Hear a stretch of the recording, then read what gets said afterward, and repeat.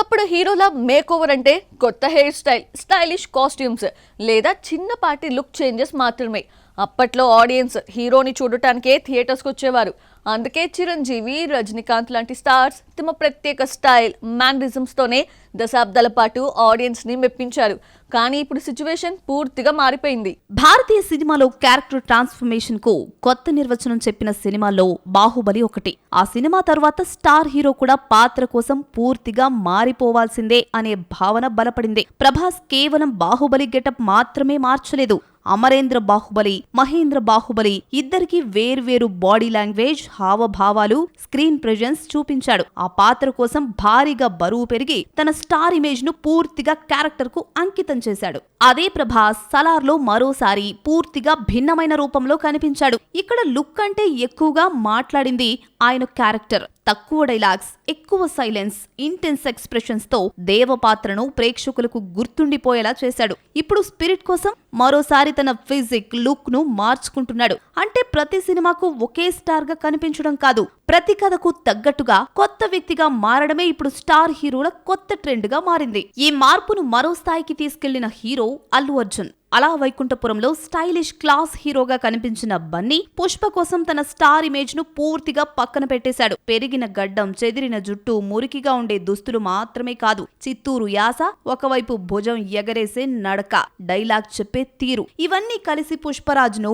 ప్రేక్షకులకు నిజమైన వ్యక్తిలా పరిచయం చేశాయి. పుష్ప విజయంలో కేవలం మేకోవర్ కే కాదు, పాత్రలో పూర్తిగా జీవించిన అల్లు అర్జున్ కమిట్మెంట్ కు పెద్ద పాత్ర ఉంది. జాతర సీక్వెన్స్ లో లేడీ గెటప్ లో కనిపించడం, పాత్ర డిమాండ్ చేసిన ప్రతి మార్పును స్వీకరించడం ఆయన నటుడిగా మరో మెట్టు ఎక్కించిన అంశాలు. ఇప్పుడు రాకా కోసం కూడా పూర్తిగా కొత్త లుక్ తో సిద్ధమవుతున్నాడు. అయితే ఈ ట్రాన్స్ఫర్మేషన్స్ అన్ని ఒక విషయాన్ని స్పష్టంగా చెప్తున్నాయి. ఈ రోజు హీరోలు స్టార్ ఇమేజ్ ను కాపాడుకోవడానికి కాదు, కథలోని పాత్రను ప్రేక్షకుడు నమ్మేలా చేయడానికి తమను తాము మార్చుకుంటున్నారు. అదే నేటి మేకోవర్ కల్చర్ కు అసలైన నిర్వచనం. ఇప్పుడు ప్రేక్షకుడి ఆలోచన మారింది. ప్రతి సినిమాలో కాంటెంట్ కి అనుగుణంగా కొత్త రోల్ ని, హీరో పాత్రలో వేరియేషన్స్ చూడాలి అనుకుంటున్నారు.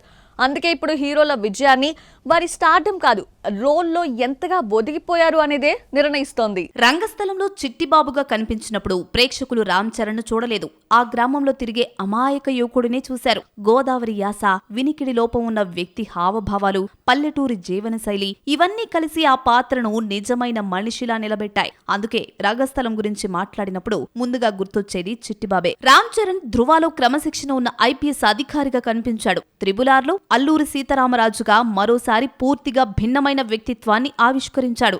3 దశల్లో 3 రకాల బాడీ లాంగ్వేజెస్, 3 రకాల భావోద్వేగాలు చూపిస్తూ పాత్ర ప్రయాణాన్ని చూపించాడు. ఇక్కడ ప్రేక్షకులను ఆకట్టుకుంది 6 ప్యాక్స్ కాదు, ఆ పాత్రలోని తీవ్రత, చరణ్ పర్ఫార్మెన్సే. ఇప్పుడు పెద్ది కోసం కూడా రామ్ చరణ్ మరోసారి తన రూపాన్ని మార్చుకున్నాడు. లాంగ్ హెయిర్, గుబురు గడ్డం, బలమైన ఫిజిక్ కోసం 16 నెలలు శిక్షణ తీసుకున్నాడు. కానీ ఈ మార్పుల వెనుక అసలు ఉద్దేశం ఒకటే, ప్రేక్షకుడికి రామ్ చరణ్ కనిపించకుండా పాత్ర మాత్రమే కనిపించేలా చేయడం.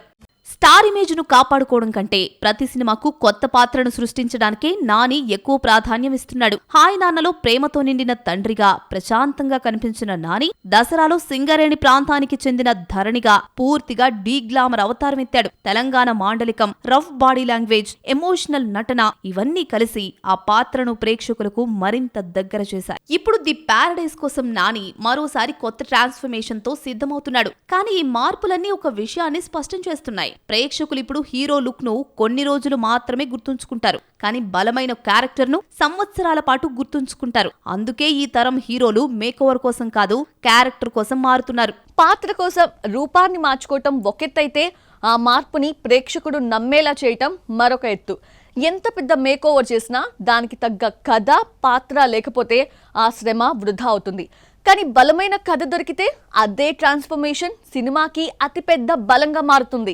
ఎన్టీఆర్ కెరీర్ లో ప్రతి మేకోవర్ వెనుక ఒక బలమైన పాత్ర కనిపిస్తుంది. నాన్నకు ప్రేమతో స్టైలిష్ లుక్ కేవలం స్టైల్ కోసం కాదు, తెలివితో ప్రత్యర్థిని ఓడించే క్యారెక్టర్ ను ఎలివేట్ చేయడానికి ఉపయోగపడింది. అదే టెంపర్ లో rough look, aggressive body language ఒక అవినీతి పోలీస్ అధికారి నుంచి బాధ్యత గల వ్యక్తిగా మారే ప్రయాణాన్ని బలంగా చూపించింది. ఇక్కడ లుక్ అంటే కథే ఆ మార్పుకు బలమిచ్చింది. త్రిబులార్లో కొమరం భీమ్గా ఎన్టీఆర్ మరోసారి తనను తాను పూర్తిగా మార్చుకున్నాడు. తెలంగాణ మాండలికం, గిరిజన యువకుడి అమాయకత్వం, పోరాట యోధుడి ఆవేశం ఇవన్నీ పాత్రలో భాగమయ్యాయి. అదే దేవరలో సముద్ర తీర ప్రాంత నాయకుడిగా భారీ ఫిజిక్, నెమ్మదైన మాడ్యులేషన్ తో కనిపించాడు. 2 సినిమాల్లోనూ 2 భిన్నమైన లుక్స్ ఉన్నా వాటిని ప్రేక్షకులు నమ్మడానికి కారణం ఆ పాత్రలను బలంగా రాసిన కథలే. ఇప్పుడు డ్రాగన్ కోసం కూడా ఎన్టీఆర్ మరోసారి భారీ ట్రాన్స్ఫర్మేషన్ కు సిద్ధమవుతున్నాడు. కేవలం 4 నెలల్లోనే 15 కిలోల బరువు తగ్గడం, కొత్త లుక్, యాక్షన్ కోసం ప్రత్యేక శిక్షణ తీసుకోవడం ఇవన్నీ అంచనాలను పెంచుతున్నాయి.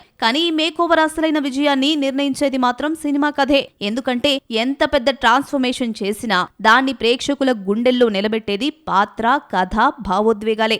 ఇండియన్ సినిమాలో పాత్ర కోసం రూపాన్ని మార్చుకోవటం అంటే ముందుగా గుర్తొచ్చే నటుడు కమల్ హాసన్. అపూర్వ సహోదరుల నుంచి భారతీయుడు, దశావతారం వరకు ప్రతి పాత్రకు కొత్త రూపం ఇచ్చిన లెజెండరీ ఆర్టిస్ట్.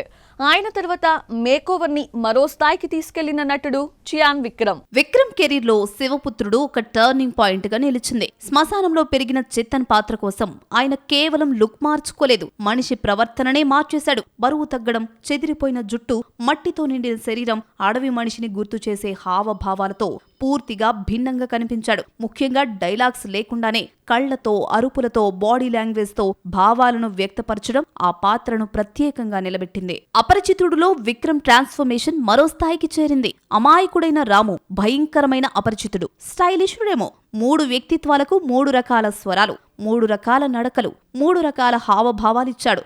ఒకే సినిమాలో ప్రేక్షకులు 3 వేర్వేరు వ్యక్తులను చూస్తున్న భావన కలిగించడం విక్రమ్ నటనకు నిదర్శనం. ముఖ్యంగా పాత్ర మారిన ప్రతిసారి వాయిస్ మాడ్యులేషన్ లో వచ్చిన మార్పులు ఇప్పటికీ చర్చనీయాంశంగానే ఉంటాయి. నాన్న సినిమాలో మాత్రం విక్రమ్ తన నటనలో మరో కోణాన్ని చూపించాడు. 5 ఏళ్ల పిల్లాడి మానసిక స్థితి ఉన్న తండ్రి పాత్ర కోసం బాడీ లాంగ్వేజ్ ను పూర్తిగా మార్చుకున్నాడు. అమాయకమైన చూపులు, మాటల్లో తడబాటు, పిల్లాడిలా నవ్వడం, ఏడవడం ఇవన్నీ సహజంగా కనిపించేలా తన హావభావాలను మలిచాడు. ఎలాంటి భారీ మేకప్ లేకుండానే కేవలం నటనతోనే పాత్రను నిలబెట్టడం ఈ సినిమాకి ప్రత్యేకత.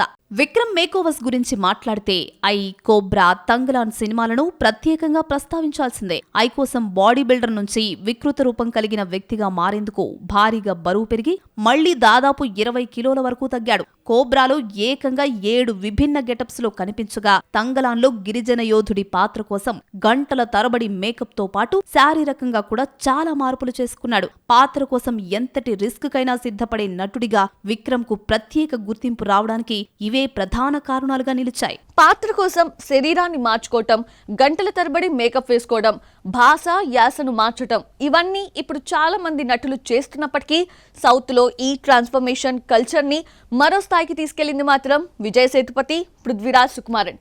ఒక సినిమాలో 60 ఏళ్ల వృద్ధుడిగా కనిపిస్తే మరో సినిమాలో విలన్ గా మారి ఆడియన్స్ ని భయపెడుతున్నారు. సూర్య కెరీర్ లో గజని ఒక మైలురాయిగా నిలిచింది. సంజయ్ రామస్వామిగా, స్టైలిష్ బిజినెస్ మ్యాన్ గా కనిపించిన సూర్య మెమరీ లాస్ బాధితుడిగా పూర్తిగా భిన్నమైన రూపంలో కనిపించాడు. శరీరమంతా టాటూలు, చెదిరిన జుట్టు, గడ్డం, చేతిలో పోలరాయిడ్ ఫోటోలు ఇవన్నీ కేవలం గెటప్ కోసం కాదు, పాత్రలోని మానసిక సంఘర్షణను చూపించడానికి ఉపయోగపడ్డాయి. ప్రతి 15 నిమిషాలకు జ్ఞాపక శక్తి కోల్పోయే వ్యక్తి గందరగోళాన్ని వాయిస్ మాడ్యులేషన్, ఎక్స్ప్రెషన్స్ తో బలంగా పలికించాడు.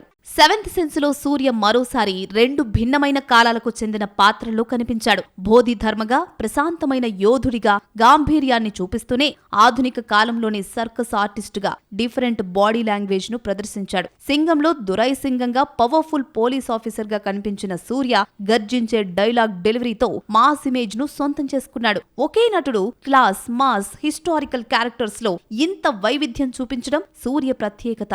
ఇక కంగు వంటి సినిమాల్లో సూర్య ట్రాన్స్ఫర్మేషన్ మరో స్థాయికి చేరింది. 1070 కాలానికి చెందిన గిరిజన యోధుడిగా కనిపించేందుకు భారీ మేకోవర్ చేశాడు. ఒంటిపై టాటూలు, పొడవాటి జుట్టు, గిరిజన ఆభరణాలు, రా బాడీ లాంగ్వేజ్ తో పూర్తిగా కొత్త వ్యక్తిలా కనిపించాడు. అదే సినిమాలో మోడర్న్ క్యారెక్టర్ లో స్టైలిష్ గా కనిపించడం ద్వారా 2 విభిన్న ప్రపంచాలను తెరపై ఆవిష్కరించాడు. ప్రతి కొత్త సినిమాతో తన ఇమేజ్ ను బ్రేక్ చేయడానికి సూర్య ప్రయత్నిస్తున్నట్లు కనిపిస్తోంది. మలయాళ సూపర్ స్టార్ మమ్ముట్టి గురించి మాట్లాడితే బ్రహ్మయుగం ఆయన కెరీర్ లో మరో ప్రత్యేక అధ్యాయంగా నిలిచింది. కోడుమన్ పొట్టి పాత్ర కోసం చింపిరి జుట్టు, భయానకమైన నవ్వు, వంకర దంతాలు, నల్లటి వస్త్రాలతో పూర్తిగా భిన్నమైన రూపంలో కనిపించాడు. అయితే ఈ పాత్రలో అసలు బలం మేకప్ కాదు, వాయిస్ మాడ్యులేషన్. మృదువుగా మాట్లాడుతూనే భయాన్ని కలిగించే స్వరం, అకస్మాత్తుగా వినిపించే క్రూరమైన నవ్వు, కళ్లతోనే ఆధిపత్యాన్ని చూపించే తీరు ప్రేక్షకులను కట్టిపడేసింది. స్టార్ ఇమేజ్ ను పూర్తిగా పక్కనబెట్టి పాత్రనే ప్రధానంగా నిలబెట్టడం మమ్ముట్టి నటనలో కనిపించే ప్రత్యేకత.